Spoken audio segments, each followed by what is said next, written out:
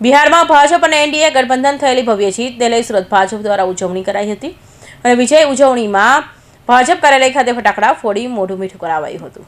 બિહારમાં ફરી ભાજપ અને એનડીએ ગઠબંધનની ભવ્ય જીત થઈ છે, જેને લઈ સમગ્ર દેશમાં ભાજપીઓ દ્વારા ઉજવણી કરાઈ રહી છે।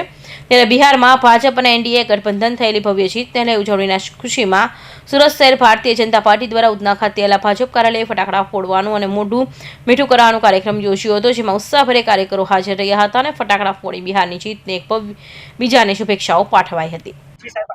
બિહારના ઇલેક્શનના જે રીતે આજે રિઝલ્ટ આવ્યા છે એ રિઝલ્ટને કારણે આજે કાર્યકર્તાઓ મોટી સંખ્યામાં ઉપસ્થિત છે। ભારતીય જનતા પાર્ટીના કાર્યકર્તાઓએ આજે ભાજપની સુરતની ઓફિસ ઉપર ફટાકડા ફોડી મીઠાઈ વેચીને આનો વિજય ઉત્સવ મનાવ્યો છે। 200થી વધારે સીટો ઉપર એનડીએ આગળ છે અને હજુ સારા રિઝલ્ટો આવવાની શક્યતાઓ છે। આ તકે માનનીય પ્રધાનમંત્રી શ્રી નરેન્દ્ર મોદી સાહેબ, અમારા કેન્દ્રીય મંત્રી અને સહપ્રભારી CR પાટીલ સાહેબ અને અમારા સુરત શહેરના કાર્યકર્તાઓ જેઓ બિહાર જઈને આ કેમ્પેનમાં ભાગ લીધો, એ સૌનો અમે આ તકે આભાર માનીએ છીએ।